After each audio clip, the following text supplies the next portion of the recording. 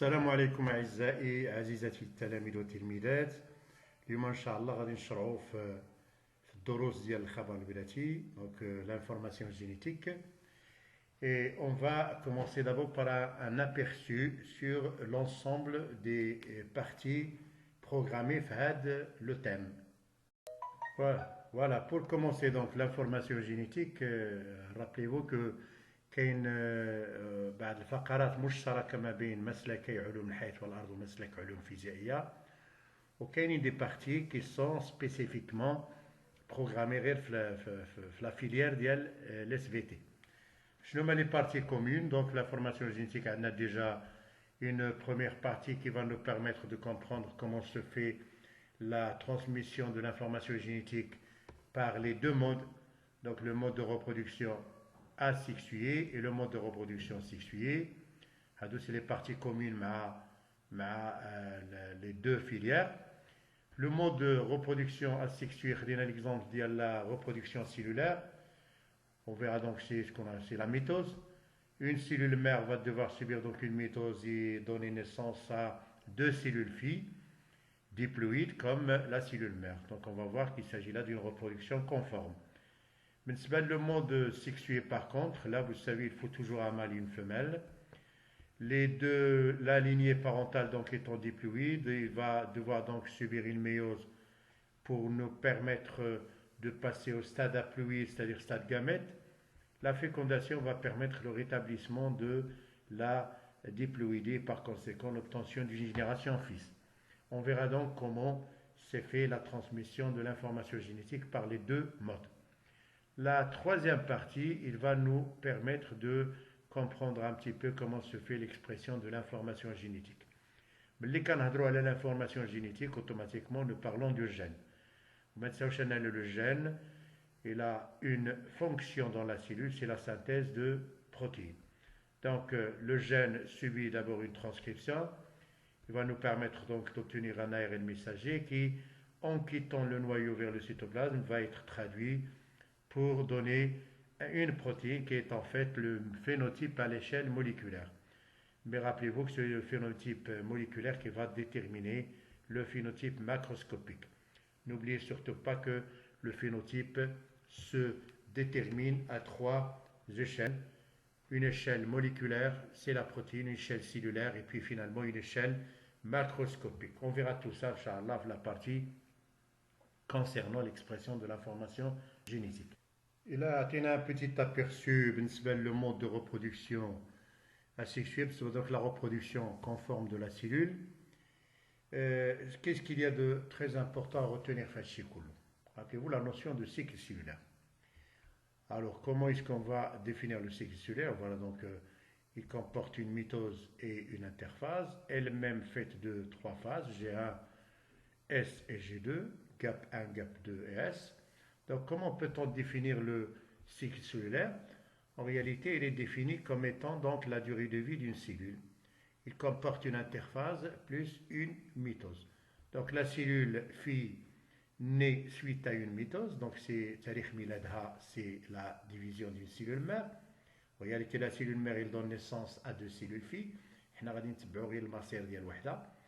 cellule va devoir donc passer par l'interphase, il va grandir, il va donc évoluer et il va devoir donc se diviser pour donner naissance à deux nouvelles cellules et ainsi de suite. Donc la vie de la cellule est en réalité cyclique.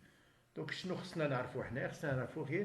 comment se fait la transmission de l'information génétique depuis la cellule mère jusqu'aux cellules filles. C'est-à-dire, en réalité, on va devoir donc suivre le support de cette information génétique durant toutes les phases de cycle pour voir un petit peu les différentes modifications qui s'opèrent au niveau de ce support. Je vous rappelle que le support de l'information génétique, c'est l'ADN, c'est l'acide désoxyribonucléique. Et donc, comment se fait la transmission de l'information génétique d'une cellule mère aux cellules filles? Comment donc se transmet-il? Juste pour vous rappeler que l'ADN est le support de l'information génétique. N'oubliez pas que l'ADN est véhiculé الخبر الوراثي الذي يتحكم في هذه الصفات الوراثية اللي كنورثوها من عند والدينا واللي كتورثها كذلك الخلية الأم من الخلية البنت من الخلية الأم.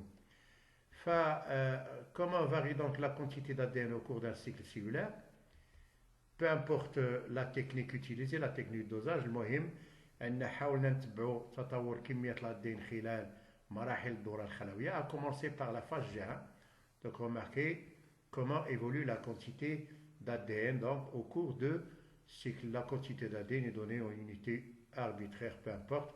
Donc vous êtes là en phase G1 et remarquez qu'en phase G1 la quantité d'ADN n'a pas du tout varié, elle est restée constante, stable à une valeur fixe, ici une valeur de 4, mais n'oubliez pas que la quantité d'ADN varie d'un type, d'une espèce à l'autre. Donc là, pendant la phase S par contre, remarquez que on est passé d'une valeur de 4 à une valeur de 8, ce qui veut dire un double. Donc il y a un dédoublement de la quantité d'ADN. Pendant la phase G2, remarquez qu'il reste là encore constante, le double de la valeur initiale. Si je vous rappelle que G1 et G2 constituent une interface, donc durant l'interface, ce qu'il y a de plus important à retenir, c'est que pendant la phase S, il y a une duplication de l'ADN.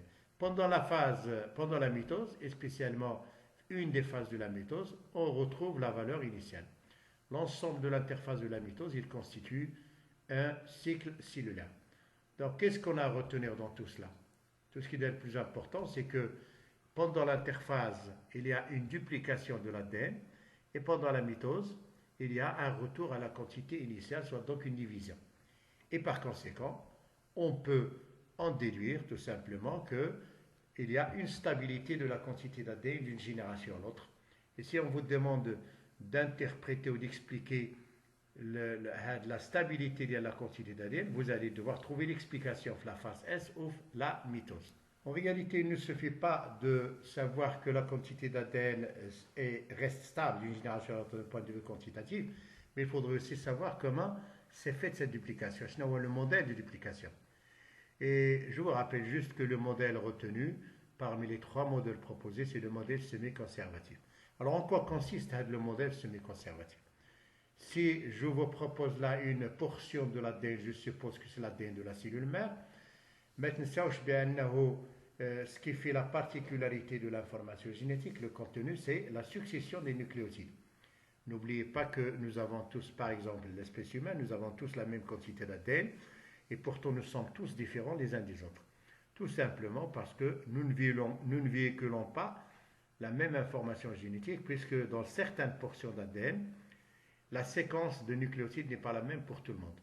Et c'est ce qui détermine justement la nature de l'information. Ça veut dire que 2 ADN ayant le même séquençage de nucléotides, ils peuvent être considérés comme étant véhiculant la même information génétique. Donc, portion d'ADN de la cellule mère, l'information génétique, rappelez-vous, dépend de la succession de nucléotides. Que se passe-t-il pendant la phase S?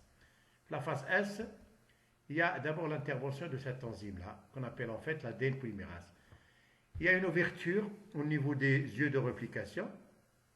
Chaque brin ancien va servir de matrice pour produire un brin complémentaire, en respectant bien sûr la complémentarité, comme vous le savez tous, entre A et T d'une part, et entre G et C d'autre part. N'oubliez pas que les 2 brins de l'ADN sont complémentaires, par justement cette complémentarité entre A et T et entre C et G.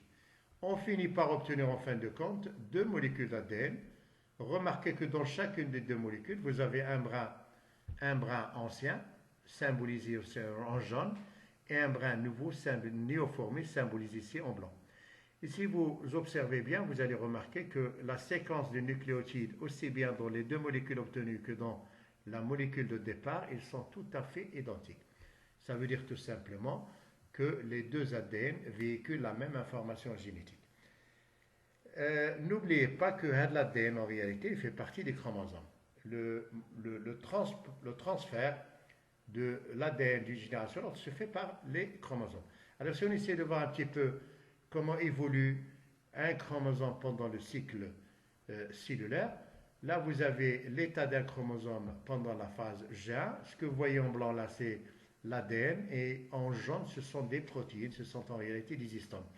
Ça donne au chromosome un aspect de collier en perles, d'ailleurs on l'appelle comme ça. Mais n'oubliez surtout pas de voir qu'un chromosome, c'est une seule chromatide, c'est-à-dire un seul filament. Pendant la phase S, vous remarquez l'apparition des yeux de réplication, là on voit la 2, et au niveau des yeux de réplication, la duplication se fait grâce à l'ADN polymérase. En G2, remarquez que le chromosome est devenu bichromatidien, c'est-à-dire formé de 2 chromatides.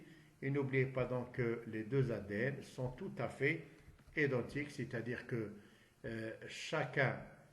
chacune des chromatides comporte exactement le même ADN. Had la chromatide a l'ADN ديالها ou had la chromatide a l'ADN ديالها. Ça veut dire que les 2 chromatides, ils véhiculent la même information. Ils restent attachés au niveau de centromère jusqu'en anaphase. Ils vont se séparer. Chacune des 2 filles va donc hériter une de ces 2 chromatides et par conséquent le même ADN. Donc on a les 2 chromatides et sœurs restent liés jusqu'en anaphase de la mitose, mais auparavant les chromosomes doivent subir une forte condensation pour éviter des pertes d'ADN pendant la migration polaire des chromosomes fils. Effectivement, ce qui se passe chez les eucaryotes justement, c'est que l'ADN va subir une forte condensation et par la même occasion les chromosomes. وهذا c'est pendant la prophase et pendant la métaphase. La métaphase, effectivement, les chromosomes atteignent leur degré de condensation maximale.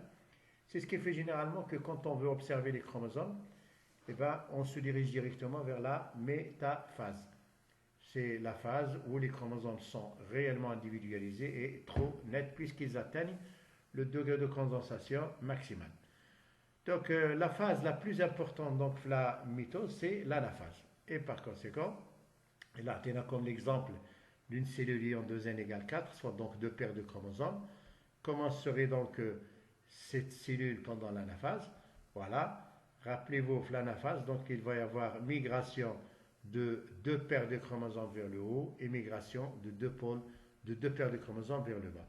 Remarquez bien que les chromosomes, en réalité, c'est un chromosome fils, il est tout à fait une copie de celui-là. C'est eux qui formaient tout à l'heure le chromosome bichromatidien. Les 2 chromatides se sont séparés, de même pour les autres. Donc vous remarquez donc que l'ensemble de l'ADN présent ici est exactement en quantité, en qualité, le même qu'ici. Ça veut dire qu'en fin de compte, on va devoir obtenir 2 cellules filles tout à fait identiques. Pendant l'anaphase, les 2 chromatides donc se séparent, chacune migre vers un des pôles. Et n'oubliez pas que la condensation aura assuré la non-perte, donc il aura préservé l'ADN et évitera donc des enchevêtrements et des pertes inutiles. Qu'est-ce qu'on a à retenir d'entre tout cela? C'est que grâce à la duplication semi-conservative qui se déroule pendant la phase S et à la séparation des chromosomes fils pendant l'anaphase, chacune des 2 cellules filles obtenues possède le même ADN que celui de la cellule mère, en quantité et en qualité. La mitose est donc une reproduction conforme. Donc غادي تلاحظوا بأن الخلية البنت تشبه تماما الخلية الأم في كل تفاصيلها. Donc parce qu'il a reçu la même. Si jamais on vous met dans une situation telle que vous êtes censé devoir expliquer la conformité de la mitose, يعني استقرار الخبر الوراثي أثناء الانقسام غير مباشر, vous allez trouver l'explication de la phase S. Donc, vous êtes censé devoir faire expliquer donc, le mode de duplication semi-conservative et l'intervention de l'ADN polymérase, mais n'oubliez pas les brins anciens en tant que matrice pour la polymérisation des brins nouveaux. Et puis, l'anaphase. Il faut savoir schématiser une cellule pendant l'anaphase. Rappelez-vous que la prochaine séance essentielle à retenir sera consacrée à la transmission de l'information génétique au cours de la reproduction sexuelle. Juste pour vous rappeler que le transfert de l'information il se fait grâce aux chromosomes et que les chromosomes ils sont justement soumis pendant ce transfert vertical à 2 phénomènes qui sont méiose et fécondation. Donc là c'est tout un autre phénomène. Donc je vous rappelle que la génération parentale c'est la phase diploïde. Donc la méiose va nous permettre de passer la phase haploïde représentée par les gamètes et la fécondation va permettre le retour à la phase diploïde.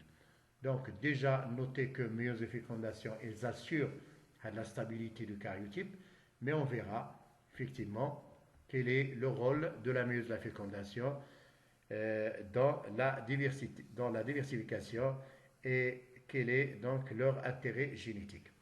Voilà, j'espère vous avoir été d'une utilité et à la prochaine, Inch'Allah.